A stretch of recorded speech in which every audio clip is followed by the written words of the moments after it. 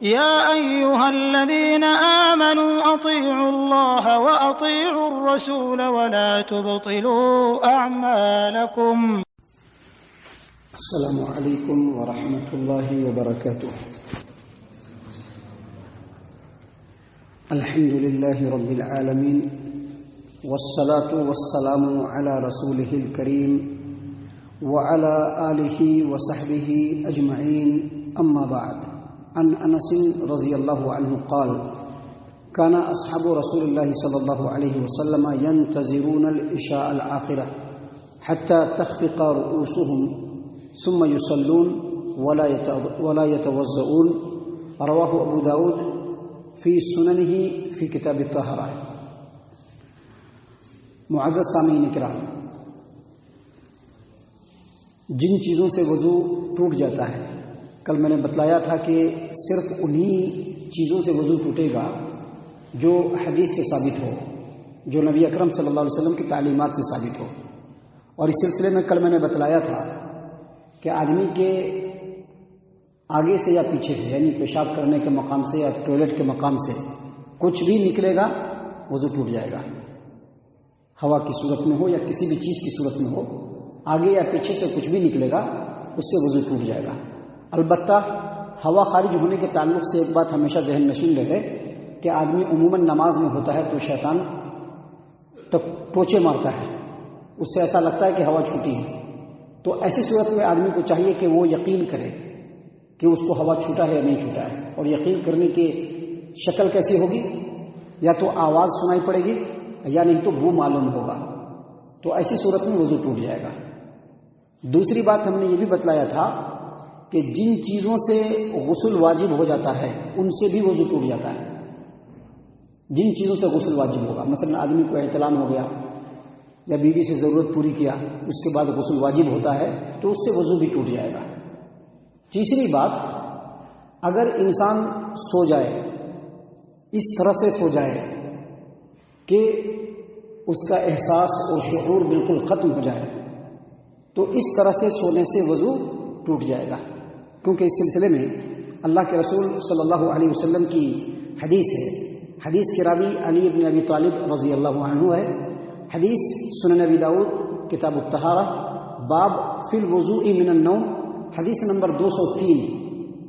علی رضی اللہ عنہ روایت کرتے ہیں کہ رسول اللہ صلی اللہ علیہ وسلم نے فرمایا: العینانی وقاء الصحیح فمن نام فلیتوضأ. نبی صلی اللہ علیہ وسلم کی اس حدیث کا مطلب اور مفہوم ہماری زبان میں یہ ہے کہ یہ جو دو آنکھیں ہیں یہ سرین کا تسمہ ہے. تسمہ سمجھتے ہیں نا؟ جوتے کا جو لیز ہوتا ہے، لیز، جوتے کا لیز جو ہوتا ہے جب جوتے کے اندر لگا دیا جاتا ہے اور باندھ دیا جاتا ہے تو بالکل ٹائٹ ہو جاتا ہے. جب اس کو کھول دیجیے تو جوتا کھل جاتا ہے.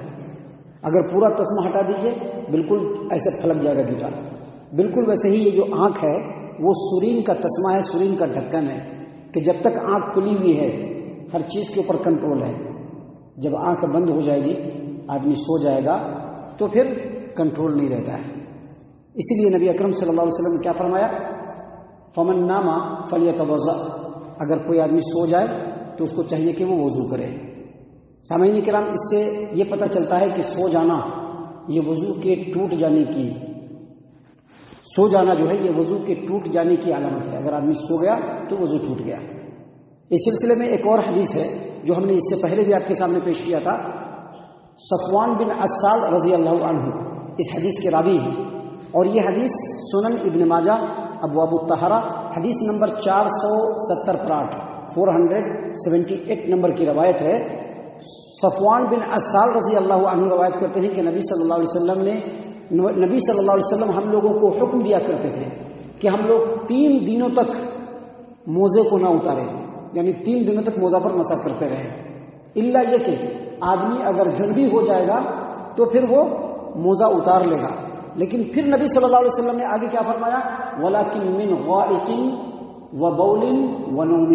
البتہ اگر کوئی آدمی ٹوائلٹ کے لیے جائے یا پھر سو جائے تو اب اس کو موزہ اتارنے کی ضرورت نہیں ہے. کیا مطلب اس کا یہ ہوا کہ جس طرح سے ٹوائلٹ کے لیے جانا، پیشاب کرے یا پخانہ کرے، اس سے وضو ٹوٹ جاتا ہے، اسی طرح سے سونے سے بھی وضو ٹوٹ جاتا ہے. اس کو وضو کرنا ہوگا لیکن اس کو موزہ اتارنے کی ضرورت نہیں ہے۔ اس کا مطلب یہ ہوا کہ سو جانا اس سے وضو ٹوٹ جاتا ہے، اور اس کی قطعی دلیل ہے کہ نبی صلی اللہ علیہ وسلم نے کہا کہ پیشاب پاخانہ اور سونے سے موزہ نہیں اتارنا ہے، وضو کرنا ہے اور وضو کرنے کے بعد مسح کر لینا ہے۔ تو ان حدیثوں سے یہ پتہ چلا کہ سو جانا یہ وضو ٹوٹنے کا ایک جو ہے سبب ہے۔ جن جن چیزوں سے وضو ٹوٹ جاتا ہے ان میں سے ایک سو جانا بھی ہے، لیکن یہاں پر یاد رکھیے ہر ایک سونے سے وضو نہیں ٹوٹے گا۔ سونا ایسا ہو کہ نیند بالکل گہری آئے، اور اتنی گہری نیند ہو کہ انسان کا احساس اور شعور بالکل ختم ہو جائے۔ اگر ہلکی نیند آتی ہے، اگر ہلکی نیند آئے، احساس اور شعور بیدار ہو، تو ایسے میں وضو نہیں ٹوٹے گا۔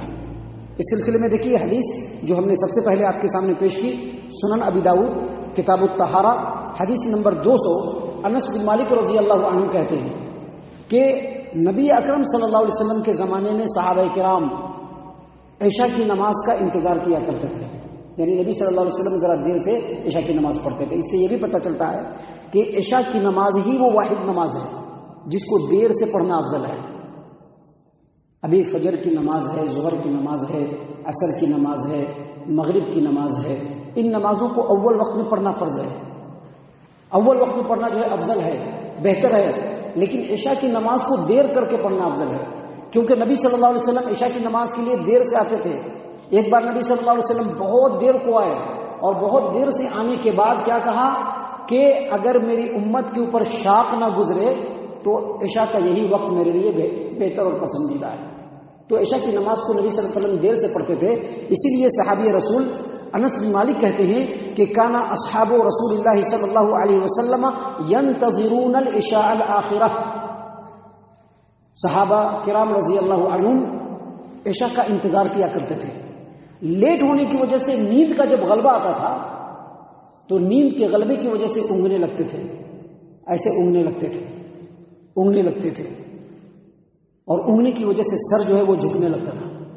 حدیث کے جو الفاظ ہے دیکھیے، حتی تخفق رؤوسهم، یہاں تک کہ سر جو ہے وہ بالکل جھکنے لگتا تھا، نیند کا غلبہ ہوتا تھا جس کی وجہ سے اونگ آتی تھی، صحابہ کرام بیٹھے رہتے تھے، اونگنے لگتے تھے، ایسے جیسا کہ آپ دیکھتے ہیں عموماً لوگ اونگتے ہیں۔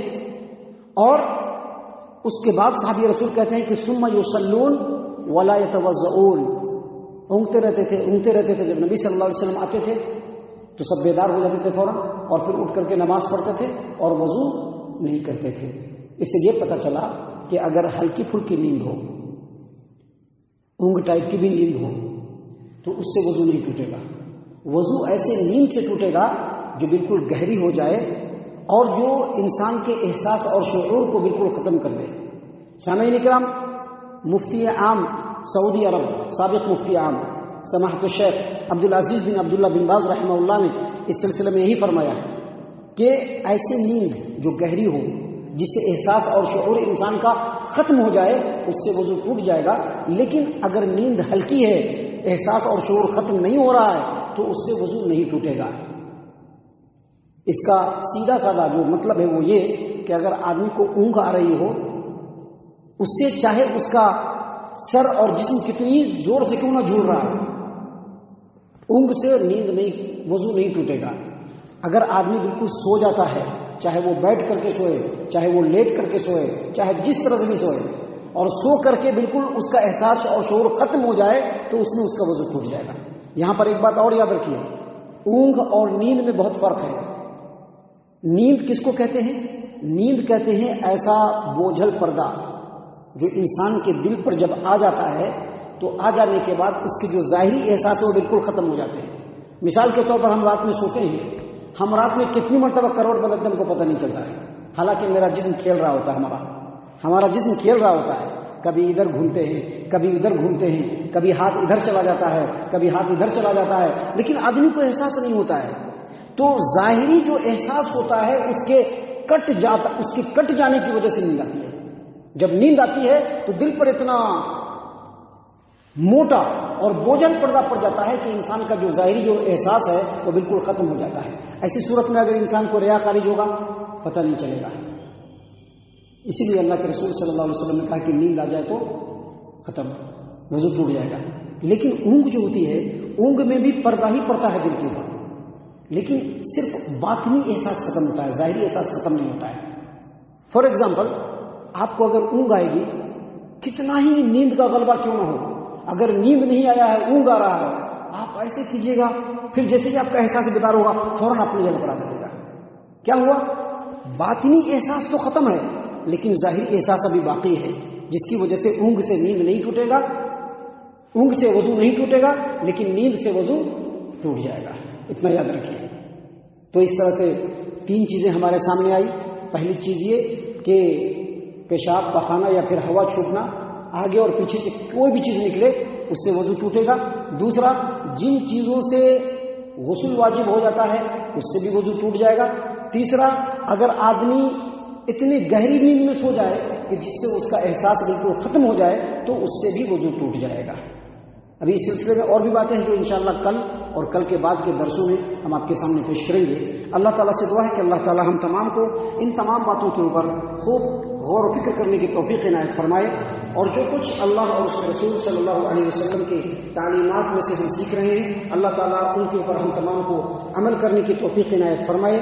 اللہ اور اس کے رسول صلی اللہ علیہ وسلم کی اتباع اور فرما برداری کرنے کی توفیق عنایت فرمائے. صحابہ کرام رضی اللہ عنہم کے طریقے پر چلنے والا بنائے. جنت الفردوس میں جگہ عطا فرمائے.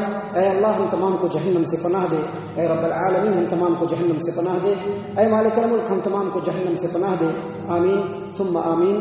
وما علینا الا البلاغ المبین.